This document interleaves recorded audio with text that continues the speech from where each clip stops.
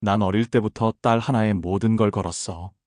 다른 집처럼 형제 많은 것도 아니고 딸 하나 낳고 나선 그냥 그 아이가 우리 삶의 전부였지. 남편은 말이 적은 사람이야. 하지만 딸 얘기만 나오면 그 단단한 얼굴이 흐물흐물해지곤 했지. 얘가 꼭 외국 나가서 배워야 해. 그래야 저 애는 나보다 나은 삶 살지. 그 말이 남편의 인생 철학이었어. 우린 돈을 참 오래 모았어.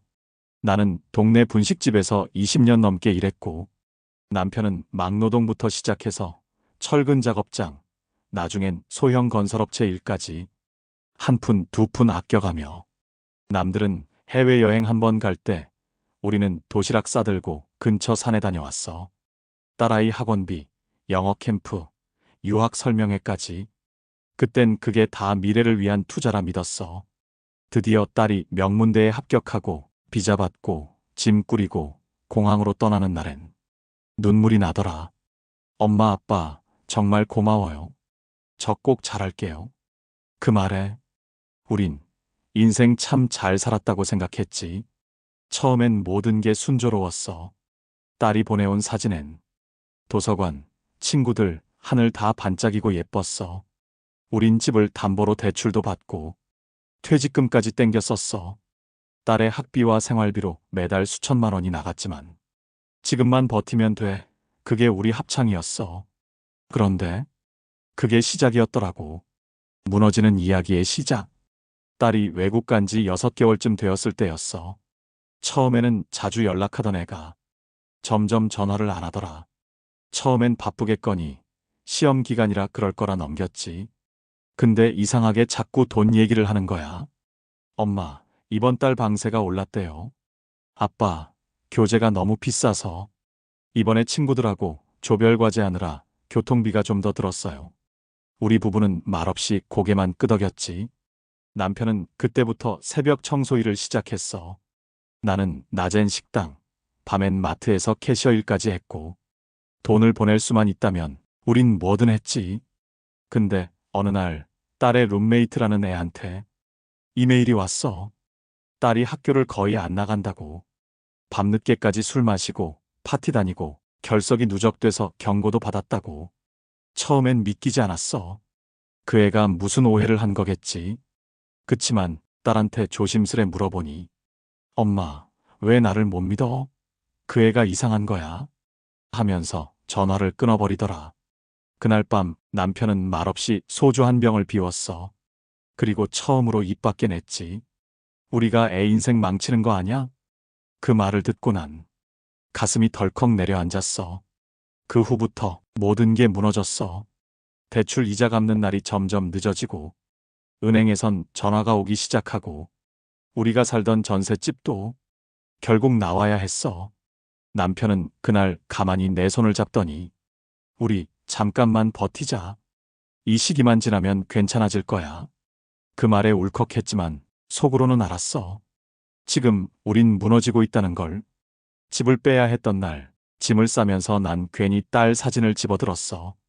어릴 때 미소 짓던 모습이 너무 또렷해서 그 자리에서 주저앉아 버렸지. 우리가 간 곳은 좁고 습기 찬 쪽방이었어. 창문도 작고 벽지는 누렇게 뜨고 부엌은 겨우 한 사람이 설 수 있는 크기. 그런 곳에 60 넘은 부부가 들어앉았다는 게 스스로도 믿기질 않았어. 첫날 밤 남편은 말없이 이불을 펴고 누웠고 나는 방 한켠에서 계속 울었어. 내가 뭘 그렇게 잘못했을까? 그 생각만 밤새 떠올랐지. 며칠 후 딸한테서 전화가 왔어. 처음엔 밝은 척 하더니 곧바로 울기 시작했어. 엄마 나 이제 학교 안 다녀. 등록금 밀려서 제적됐어. 취업도 안 되고 친구들도 다 떠났어. 그 순간 내 마음이 덜컥 주저앉았지. 한참을 듣고만 있다가 겨우 한마디 했어. 그래 괜찮아. 다시 시작하면 되지. 근데 그 말이 딸한텐 더 아팠던 모양이야. 다 망쳤어. 엄마 아빠 인생도 나도. 그 말에 남편이 전화를 바꿔 들었어. 너 아직 우리 딸이야. 우린 너 때문에 힘든 게 아니라 내가 지금 힘들어서 더 마음 아픈 거야. 전화 끊고 나서 남편도 눈시울이 붉어졌지. 얘가 혼자 얼마나 힘들었을까 싶더라. 우리가 너무 큰 짐을 지운 것 같아. 그날 밤 세 식구는 각자 다른 곳에서 울었어. 누구 하나 탓하지 못하고 그저 현실만 원망하면서. 우린 그날 이후로 모든 걸 원점에서 다시 생각했어. 딸도 실패한 게 아니고 우리도 인생을 끝낸 게 아니다. 그렇게 믿기로 했어. 하지만 현실은 여전히 월세 걱정, 식비 걱정, 건강 걱정뿐이었지. 그날 이후 딸은 한국으로 돌아왔어. 더 이상 거기서도 기댈 데가 없었는지 비행기표도 우리 지인 도움을 받아 겨우 구했지. 공항에서 본 딸은 예전 모습이 아니었어. 눈은 퀭하고 살도 많이 빠지고 머리끝까지 말라 있었지. 우린 아무 말도 안 했어. 그저 안아줬어. 딸이 처음으로 우리 품에 안겨. 미안해요. 미안해요. 말하면서 엉엉 우는데 나는 그 순간 모든 걸 내려놨어. 이젠 됐다. 이젠 우리 셋이 함께 버티자. 딸은 돌아온 뒤 집 근처 고시원에 들어갔고 아르바이트를 시작했어. 패스트푸드점, 편의점, 카페. 쉬는 날도 없이 일하면서 지금까지 배운 영어를 살려보려고 애썼지. 우리 부부도 다시 일자리를 찾았어. 나는 아파트 청소일, 남편은 야간 경비. 몸은 부서질 듯 아팠지만 하루 벌어 하루 먹는 삶을 견디는 게 우리에겐 희망이었어. 한 달에 겨우 150 벌면서 70만 원 월세 내고 남은 걸로 셋이 끼니를 때우는데 웃을 일이 없었지. 그런데 이상하게 마음은 전보다 덜 무겁더라. 그래도 우리 셋이 함께 있으니까 그 말이 내 마음에 박혀 있었어. 하루는 딸이 퇴근하고 돌아와선 그러더라. 엄마, 나 번역 일 하나 맡았어요. 작지만 내 손으로 번 돈이야. 그때 처음으로 우린 다 같이 웃었어. 비록 세상은 우리를 몰랐고 친척들도 연락 끊었지만 우린 우리끼리 다시 시작하려 했어. 이제야 알겠더라. 돈이 전부는 아니라는 걸. 그리고 부서져도 다시 일어날 수 있다는 것도 그 즈음부터였어. 내가 다시 뭔가를 해보고 싶다는 생각이 들기 시작한 게 몸은 아프고 눈은 침침했지만 마음 한구석이 이상하게 간질간질하더라고. 그래서 쉬는 날이면 근처 복지관에 나가 컴퓨터 기초 배우기 수업을 듣기 시작했어. 주변에선 그 나이에 뭘 하냐고 했지만 나는 오히려 그 시간이 하루 중 가장 숨통이 트이는 순간이었지. 남편도 마찬가지였어. 경비일 끝나면 작은 노트에 하루 일과를 빼곡히 적었어. 나중에 자서전 하나 써야지. 농담처럼 말하던 그 모습이 그날따라 참 믿음직스러웠어. 딸도 조금씩 달라졌어. 손님한테 영어로 메뉴를 설명하던 걸 점장이 듣고는 이 정도면 교육 강사도 가능하겠다고 제안을 했대. 그날 딸이 와서 엄마, 나 진짜 다시 잘해보고 싶어. 그때처럼 무모하진 않을게. 하고 말했을 때 나는 가슴이 먹먹하면서도 뭔가 뜨거운 게 올라왔어. 사실 우리 돈은 아직 없어. 카드값도 밀려있고 냉장고엔 늘 비어있지만 그렇다고 주저앉을 순 없잖아. 내가 이제까지 살아온 세월이 그저 남 좋은 일만 해주고 끝나는 인생이면 너무 억울하잖아.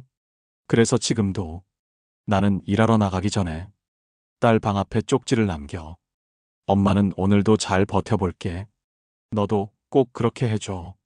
그 쪽지가 우리 모녀 사이를 다시 하나로 잇는 다리가 되어줬어. 작지만 단단한 다리. 어느 날이었어. 복지관에서 만난 선생님이 내게 그러더라. 이야기 잘하시네요. 블로그 한번 해보세요. 처음엔 웃고 말았지. 컴퓨터도 겨우 배우는데 무슨 블로그냐고. 그런데 밤에 가만히 누워 생각해보니 나도 말하고 싶더라고. 우리가 겪은 일, 다들 모르는 이야기들. 그래서 용기 내서 딸 도움 받아가며 블로그를 만들었어. 이름은 다시 시작하는 인생. 첫 글엔 우리 가족이 어떤 시간을 보냈는지 부끄럽지만 솔직하게 썼지. 딸 유학에 10억 쏟고 지금은 쪽방에서 버티는 중입니다. 그 말로 시작했어. 댓글이 하나둘 달리기 시작했어. 저도 그런 선택했어요. 이 이야기 꼭 책으로 내셔야 해요.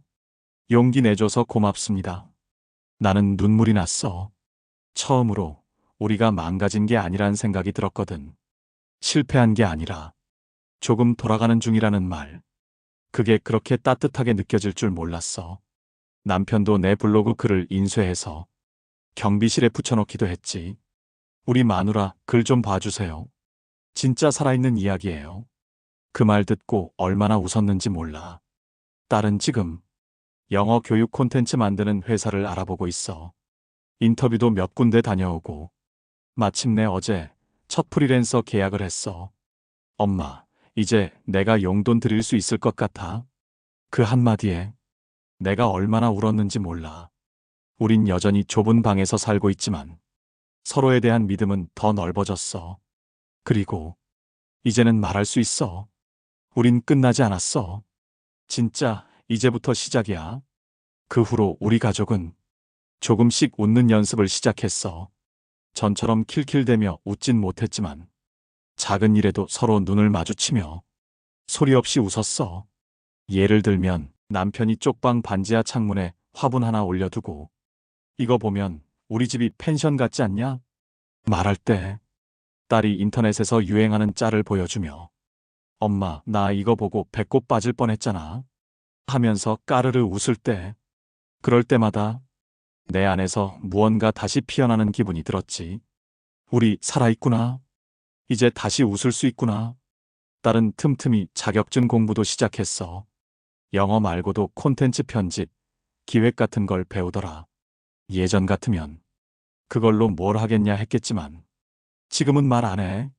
그저 내가 하고 싶은 거 해. 천천히 제대로. 그 한마디면 충분하니까. 남편도 어깨에 무리가 왔지만 그래도 경비일 계속하고 있어. 그 사람이 나 이 일 사람들 인사해줘서 좋아 하는데 그 말이 왜 그렇게 뭉클하던지. 나도 복지관에서 노인 프로그램 보조일 시작했어. 일주일에 2번 어르신들 체조 도와드리고 말벗 되어드리는 일인데 그분들이 자네 목소리 참 따뜻해 하면 그 말이 하루 종일 힘이 되더라. 우린 지금 무언가를 쫓는 삶이 아니라 있는 그대로를 살아가는 중이야. 물론 여전히 어려워. 통장 잔고는 늘 바닥이고 겨울엔 난방비 걱정도 크고 가끔씩은 딸도 내가 더 잘했어야 하는데 하며 자책하지. 그럴 땐 꼭 말해줘. 넌 지금도 충분히 잘하고 있어. 우리가 널 얼마나 자랑스러워하는지 아니? 그리고 딸이 나지막이 대답해. 엄마 아빠가 있어서 나 진짜 다행이야. 나는 한동안 부모니까 당연한 거라며 살아왔어. 자식한테 주는 건 당연하고 고생은 운명이라 생각했지. 그런데 이제는 조금 달라졌어. 나 자신에게도 말해줘야 하더라고. 수고했어. 정말 잘 견뎠어. 어느 날 거울을 봤는데 눈가에 깊은 주름이 가득했어. 전에는 그냥 늙었다 생각했는데 그날따라 그 주름이 자랑스럽더라. 이 주름마다 눈물, 후회, 인내, 사랑이 새겨져 있으니까 한 주름 한 주름이 내 인생을 증명해주는 무늬 같았지. 내가 블로그에 그런 글을 썼어. 60대 이 나이에도 나를 위로해도 되나요?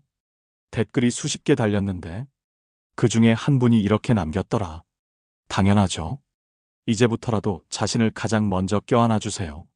그 댓글을 보며 나는 참 많이 울었어. 그동안 나는 세상에, 딸에게, 남편에게 사과만 하고 있었던 거야.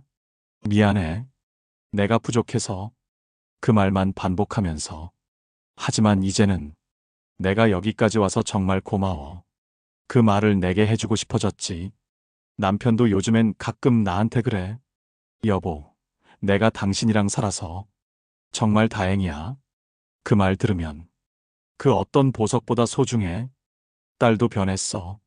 요즘엔 오히려 우리를 챙겨 마트에서 반값 도시락 사다 주면서 이거 우리 오늘 호강이야 하면서 깔깔대지. 그 웃음소리에 나는 매번 가슴이 뛴다. 아, 이게 사는 거구나. 그 단순한 진리를 이제야 알게 된 거야. 우린 아직 부유하지 않아. 계속해서 불편하고 빠듯해. 그래도 마음만은 예전보다 훨씬 더 풍요로워졌어. 요즘은 이른 새벽이면 남편이 먼저 일어나 밥솥에 쌀 씻어놓고 조용히 나갈 준비를 해. 그 모습 보면 마음이 뭉클해져. 말은 없지만 그 손끝에 묻어있는 책임감과 애정이 어떻게 그렇게 고스란히 전해지는지. 딸은 이제 주말마다 아이들 영어 수업도 하고 온라인 교재도 만들어. 비록 정식 직장은 아니지만 자기가 좋아하는 일을 하며 조금씩 자기 색깔을 찾아가고 있어. 그 모습을 보며 우린 자주 이야기하지. 지금이 오히려 가장 우리다운 시간 아니야? 예전엔 가진 게 많았지만 그만큼 불안도 컸어. 돈 걱정, 미래 걱정, 성과 걱정. 그 불안 속에 우린 서로를 보지 못했지. 이제는 없어도 함께 있는 시간이 많아졌고 없는 것보다 남아있는 것들에 집중하게 됐어. 우리 셋이 같은 방에서 나눠 먹는 밥 한 끼. 아침마다 돌아오는 잘 다녀오세요. 밤마다 나누는 오늘 하루 어땠어? 그 조각들이 하나씩 모여 우리 가족을 다시 단단하게 만들어줬어. 하루는 딸이 그러더라. 엄마, 나 옛날엔 왜 그렇게 조급했을까? 이제는 그냥 하루하루 버티는 게 고맙고 좋아. 그 말 듣고 나도 속으로 생각했지. 이 아이 참 많이 자랐구나. 그렇게 돌아온 시간들이 결국 우리에게 진짜 삶을 가르쳐 줬구나. 가진 걸 다 잃고 나서야 우리는 진짜 중요한 걸 찾았어. 사랑, 신뢰, 서로의 온기. 그게 우리 가족이 버틴 힘이었고 지금도 살아가는 이유야. 어느덧 계절이 바뀌고 우리 집 화분에도 새싹이 돋았어. 남편은 그걸 보며 우리도 다시 피는 중이야 하고 웃었지. 딸은 작은 편집회사와 정식 계약을 맺었고 출근은 주 3회지만 하루하루가 꽉 찬다고 했어. 퇴근 후에는 우리에게 오늘 이런 일 있었어 얘기해주는 게 일상이 됐지. 나는 여전히 복지관에서 일하고 있어. 어르신들 한 분 한 분 이름도 익히고 가끔은 내 이야기를 들려달라 하셔서 내가 살아온 인생도 조금씩 꺼내 보여드려. 그럴 때마다 참 멋지게 살아오셨네요 하는 말을 들으면 눈물이 핑 돌지. 그 누구에게도 그런 말을 들어본 적 없었거든. 남편은 여전히 묵묵한 사람이지만 가끔씩 퇴근길에 호떡 하나 사다 주면서 우리 이거 예전엔 자주 먹었지? 하는데 그 소소한 기억들이 우릴 더 가깝게 만들어줘. 우린 지금도 부유하진 않아. 쪽방도 그대로고 앞으로도 많은 걸 버텨야겠지만 그래도 이제는 안심할 수 있어. 우리 무너지지 않을 거야. 딸은 가끔 내게 그래. 엄마, 그때 포기하지 않아서 정말 다행이야. 엄마 아빠가 내 곁에 있어줘서 난 다시 시작할 수 있었어. 그 말 한마디면 지금까지의 모든 고생이 조금은 위로가 돼. 그리고 나도 이제야 말할 수 있어. 인생은 결국 돌아와 우리에게 가장 소중한 걸 안겨주더라. 여러분, 이 이야기를 끝까지 들어주셔서 고맙습니다. 우리는 가끔 모든 걸 잃었다고 느낄 때가 있습니다. 가족, 돈, 미래, 그 무엇도 남아있지 않다고 생각될 때. 하지만 그런 바닥에서 우리는 진짜 삶을 발견합니다. 작은 웃음, 한 끼의 따뜻한 밥, 사랑하는 사람의 손길. 이 세상엔 아직 우리를 다시 일으켜줄 무언가가 남아 있습니다. 그 믿음 하나로 오늘도 우리는 살아갑니다. 여러분의 인생도 그렇게 다시 피어날 수 있기를 바랍니다. 고맙습니다.